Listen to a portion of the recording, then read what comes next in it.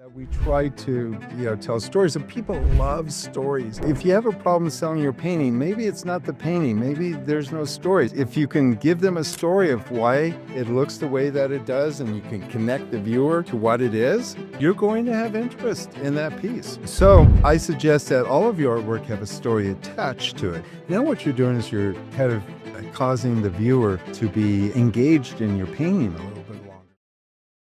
I'm Stefan Baumann. I want to welcome you to another video. Now, in this video, we do take a look at Zoran's work, and we discuss temperatures or whether they're a good idea or not. Now, you'll see that temperatures make a big difference. And really, the only difference between good paintings and masterpieces is temperature. And if you want to know more about that, you can read in my book, The Ultimate Plein Air Guide. I know it's a plein air book, but you know what? Everything that's out there should be done in the studio. It explains how to work with temperatures. It is the secret. It's that easy. It's the secret. If there is a secret, this is the secret. You could watch a lot of videos, or you could get the answer. Buy my book. I know it's not a commercial for it, but yeah, quit guessing and enjoy. I'll talk to you on the other side. See what your opinion is. Thanks. Enjoy. Any other questions? I have another question. Yes. I've seen a few paintings by Zoran, and I've heard that Zoran didn't use any of the cool colors that you say are cool colors uh, in your key, but still he got um, a really strong lighting effect. So, like, is there any way that we can integrate that and explain that from your temperature key? My opinion of Zoran is that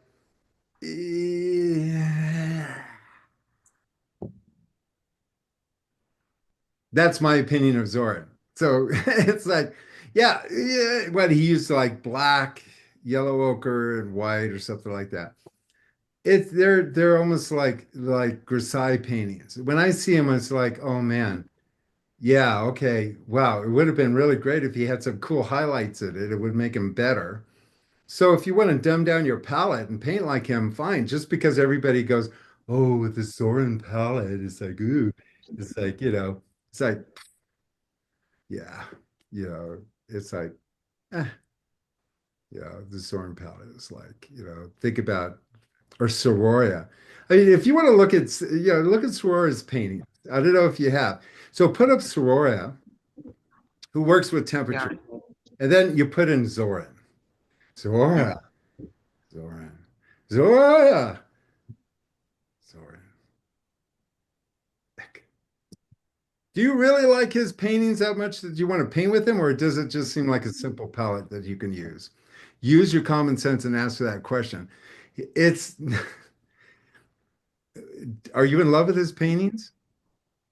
I'm not in love, but I just saw that he has a lighting effect, so I thought Yeah, it's a value ask you. effect. It's a value effect. So, most painters out there, they don't know about temperature. Yeah, Okay, so they don't know about temperature. So they rely on values. And if you're a value painter and you don't know nothing about temperatures, then all you have is like value. And Zorn's paintings would be okay in a value scheme kind of thing.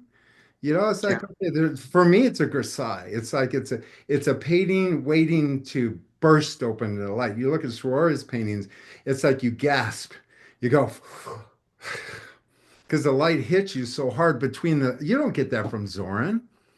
Zoran's paintings are, they're a good value, color change, light. Yeah, he's got the effect of light, but it's just a muddy, dirty window light.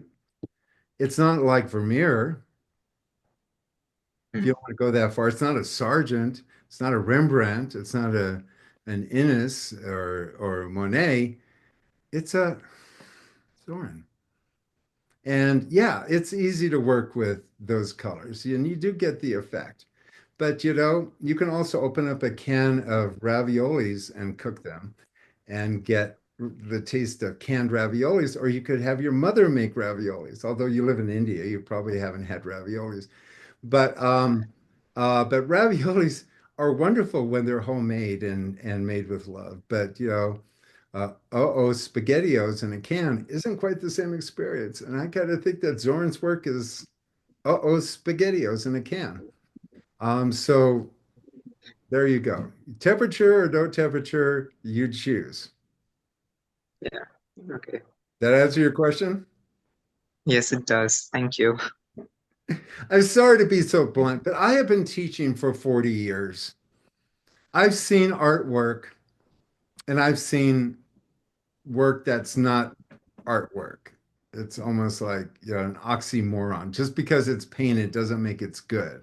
And just because somebody's popular doesn't mean that it's good. The Mona Lisa is not a very good painting. It's popular because it was stolen at one time, but it's not really the greatest work ever done. It's just that people perceive it to be. It does not hold anything against a Caravaggio painting, where you have the elements of lights and shadows. And guess what? These really great masters really understood temperature. And if there is a secret to painting, guys, I've been painting for 40 years. Yeah, there's no other secret out there because I know artists don't know how to keep secrets because as soon as one figures one out, they're out there trying to undercut everyone else. So we don't have a secret handshake. We don't meet at the plein air convention going, look at those over there. They just they'll never know what we know. We're masters, and they're always going to be always stupid over there. There's no secret except the one secret I've discovered, and I've been in those conversations is temperature. When I mentioned temperature, even those guys don't even know what it is. Don't believe me? Watch other people's videos. Watch those videos about people who talk about Zoran being so great and he only uses 3 colors. And then talk to somebody who masters temperatures and is like Sorolla or Caravaggio or Rembrandt or any of these other great masters. And then people go, well, what made them so great is that they knew the secret. Temperature. They understood temperature. It's been lost for years. That's what makes them great. Look at Darius's painting of. I mean, the subject matter is kind of bleak, but look at the lighting in that. He's worked with me for a while and he's mastered how to highlight things. There isn't a Zoran painting that has that same effect that his painting has with that beautiful blue dress and the arm and dark, it get past the subject matter. But the thing is, it's got Shazam all over it. And if we're not painting with Shazam, don't get up in the morning. It's like, that's what excites me. So anyway, any other questions? We got a couple more minutes left. Yes. And Yeah. how can I make it so that I understand that I'm only supposed to put, you said 80% shadow, or better yet, 90 to 95% shadow and 10 to 5% light. Right? Now, I'm not talking about all of your paintings have to go into this dark where you just have little bits of light like a Rembrandt. I don't expect you to paint that. But if you look at Sorolla's paintings, you'll see that it's a beach. And for the most part, there's illuminated light, lots of bouncing light and everything. But there's always this stream of sunlight that comes in. So it's not that you have to go dark. It's just that the rest of the painting is kind of painted in a warm color. And then where the light comes in and hits the figures and the sails and all this stuff is cool. If you master temperatures, you can actually create a painting that's actually fairly light, but it's all warm colors. And then you can go in with cool colors, and that cool color is the effect of sun. So you don't have to go into a dark, what you would say, a dark shadow. You don't have to go into a dark shadow. You can go into darker colors, and usually colors out of the tube or these colors that you buy that you want to use and stuff like that. Those usually, are colors that are transition colors. They're neither shadow colors, but they're transition colors. If you have a lot of light on a beach, you have a lot of light bouncing around. They have a lot of things. But the thing is, it's kind of like right now. I'm Stefan Baumann, and I would love to introduce you to a new book that I just wrote on plein air painting. After 40 years, I finally sat down with one of the best authors that I could possibly imagine for this project and put together everything I know about painting outdoors. And this isn't just an outdoor painting book. No, these are techniques that you can bring into the studio, and they apply to watercolors, acrylics, gouache, and oil. This book explains 40 years of teaching and knowledge one-on-one. All the information that I possibly know about painting is in this book. Get this book. It's awesome. If you look right now, this is actually shadow. Even though it's not dark, it's shadow. But compared to this, that's light. That's cool. How can that not be cool over there? It's like a cerulean blue. It's like, yeah. But this here is kind of yellowy warm. That's, you can see it right here. Right. Warm, cool color, warm shadow. And I'm not in shadow, but you could see that there's a temperature change. Look at that over here. You see the highlight hitting my shoulder over here? It's like, warm color, cool color, warm color, cool color, warm. Don't tell me that. And people go, oh, highlights are warm. Right. Is more warm then? I mean, would you say more is warm? I have 7 cool colors on my list. It's in my book. Right. Okay. I got it. All the other colors are warm. Right. It's An easy way of doing this is take all the other colors that you want to use and don't put any cool colors out. When I paint, I usually paint on all my warm. I don't even warm. I just pick, any colors you want to use, just go for it. And then when you decide to create the light, you wipe all that mess off your palette and you put in my, suggested cool colors.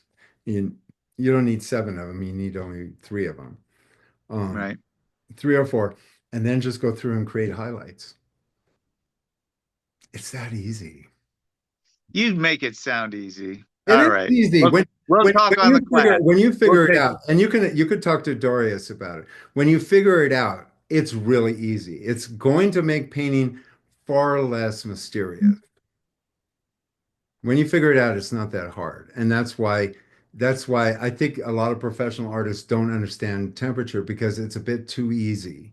It's like, well, how can that be a secret? And it's like, well, it's not a secret. It's just something that people don't know.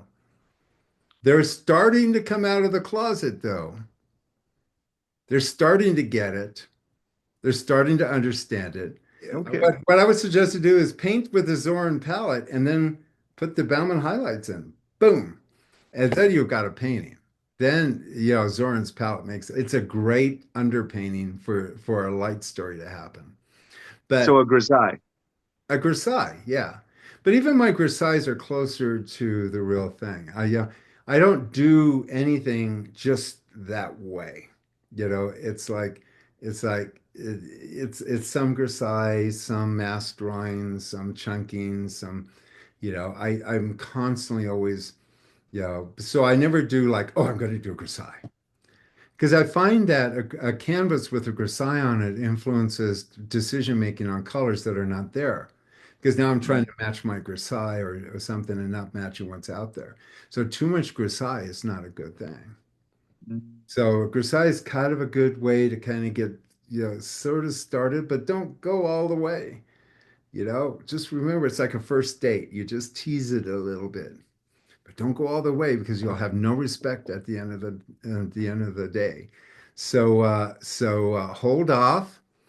Remember that the foundation of your painting is created mostly in warm tones and local color, and then you come in with the highlights. And when that's a splendor. When that light comes in and dances in, and it could only be a cool color, you'll sit there and go, you know what?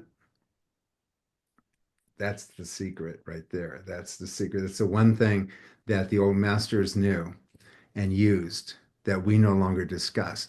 And if you don't believe me, look up all these people that are talking about highlights and stuff, and they're all using warm colors. And what comes out of their mouth is warm colors. And if what you actually break through, I mean, it's the reason why I wrote this book. It's the reason why you guys are here.